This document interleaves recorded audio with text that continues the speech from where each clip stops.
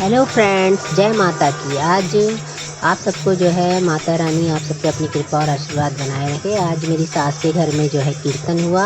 हम सब ने जो है बहुत भक्तिपूर्ण और श्रद्धा के साथ माता का कीर्तन किया। सभी रिश्तेदार आए हुए थे।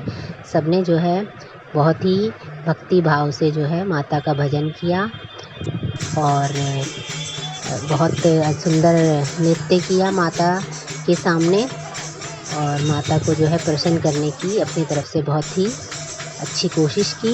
माता रानी हम सब पे अपना आशीर्वाद और कृपा बनाए रखें। जय माता दी।